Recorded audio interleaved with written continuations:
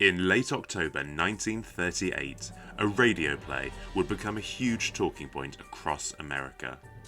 It would catapult the director to national fame, and years later is still well remembered. I am talking about the War of the Worlds radio drama. In these times, the radio was the main entertainment in people's homes, and on this famous Sunday night, a huge number of people would have been listening, trying to relax as much as possible before their busy week ahead at work. The director of this famous play was a very confident and ambitious 23-year-old named Orson Welles.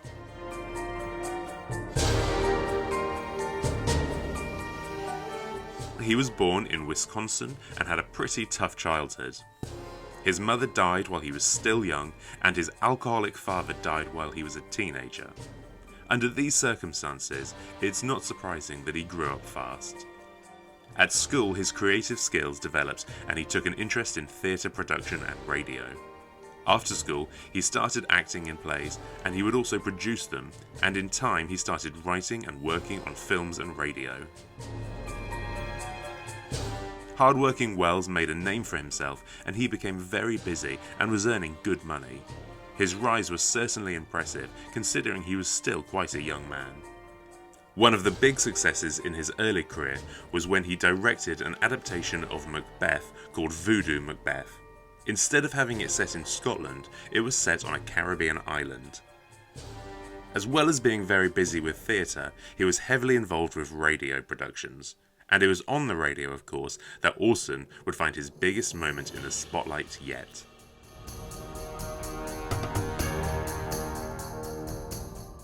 The Mercury Theatre on-air show saw Welles playing lead roles in classic literary works, so he certainly wasn't a complete unknown or new to any of this. And so, at 8 p.m. on that famous October night, an adaptation of the classic book A War of the Worlds by H.G. Wells went out live to the nation. It was clearly stated at the start of the show that this is Orson Welles doing War of the Worlds. But of course, unlike today, people didn't have the ability to pause and rewind entertainment, so it's not unreasonable that many of them will have missed this. Welles was determined to make the show as exciting as possible, and he and his colleagues had worked many hours on the script to make it pop. For extra tension, the show was presented in the format of eyewitness accounts of what was happening live.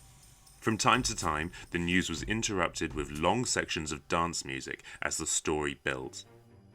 It wasn't totally unusual at the time to have interruptions, so people probably were not too surprised by this.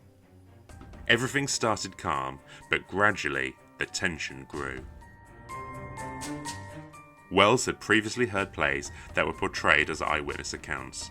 As well as this, a year before the show, the Hindenburg disaster had been reported live on the radio, with a quick-talking reporter detailing the disaster. Welles knew he wanted the show to have this type of feel, and with his dramatic flair, it led to a very memorable show. Early in the show, a reporter says that there were explosions on Mars, followed by a conversation with an astronomer, and then a reporter in New Jersey slowly detailing seeing aliens dramatically emerging from a spaceship and killing people around them, before absolute chaos erupts. If listeners had stopped to really analyse what they were hearing, they would probably find it hard to believe that any reporter, no matter how dedicated, would actually be doing anything but running for their lives if this were real. However, with the fast-paced, tense portrayal, people were likely just caught up in the action. In the background, screaming and dramatic sound effects could be heard, and then the broadcast would suddenly go silent at particular tense moments. How maddening this must have been to the listeners, particularly if they believed it was real. In time, we get more eyewitness reports of attempts to fight the Martians. Listeners are told that the highways are blocked with people trying to escape. The Martians continue to do damage, and it's said there are more explosions on Mars, suggesting possibly that more Martians are on their way. The reports then come from New York, with people falling while trying to escape the deadly invasion. The use of real locations was deliberately incorporated to make the story seem more real. At some point around the middle of the play, there is a reminder that this is a presentation of War of the Worlds. After this, it comes back with a character who in the aftermath is trying to figure out what to do and connect with other survivors. Spoiler alert, the show ends with the Martians dying due to them not being able to handle germs on Earth. So now we know about the radio play and how it played out, but what effect was this having on the listeners? There are reports that about halfway through the show, people at the radio were made aware of a strong reaction to the broadcast, and that some people who clearly missed the start believed it was real. It's said that a huge number of calls came in from panicked people, and in an unfortunate coincidence, problems with the phone lines meant many people in some areas couldn't even get through and became more panicked. Most of the people calling were probably just trying to find out more information and get reassurance. Supposedly, the police were even trying to stop the show. Some reports said that the streets were filled with panicking Americans. In reality, it's probably fair to say that far fewer people believed what they were hearing than would be reported in the coming days, but certainly there was a reaction. It would be very easy to be judgmental all these years later, but on one hand it shows the dedication and creativity of Welles that some really believed there was a Martian invasion happening. On top of that, America had been going through some tough times due to money problems, unemployment, and threats of war, so maybe it's not unreasonable that some people were on the edge.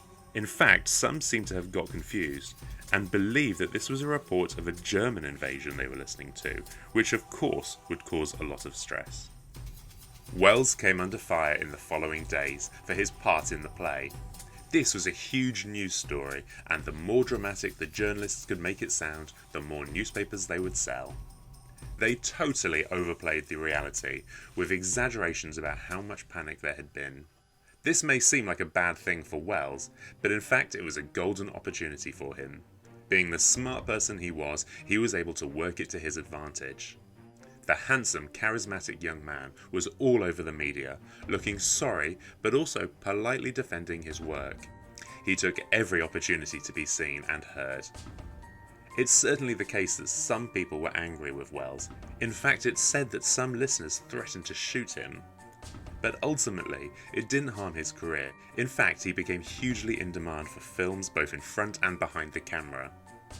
Despite his many achievements, he would always be asked about the War of the Worlds for the rest of his life. But ever the storyteller, he would retell the events in an exciting way and even hint that he knew what he was doing all along. Orson lived to be 70, and in his years he made a huge impact on entertainment. The very hard-working Welles was part of an enormous number of projects around the world. While some in Hollywood were not his biggest fans, he did still manage to have great success with some of his films winning or being nominated for big awards. In fact, his career was huge and long-lasting. His film Citizen Kane has been described by some as the greatest movie ever. He was certainly not just skilled in one area, he was multi-talented, being known as a director, actor, writer, and producer. But it's fair to say everything didn't always run smooth. Sometimes he had to fund projects himself, and he would at times struggle for control. He was actually at one point suspected of being a communist and a threat to the nation, which is definitely not a good look for someone in the public eye. Welles certainly had a lot of relationships with women. He was married 3 times and had at least 3 children, although possibly more. He would die of a heart attack aged 70 in October 1985. Orson Welles was destined to be a star. With his good looks and height, he stood out from the crowd. But it was with his personality and great mind, as well as massive work ethic, that made him a household name.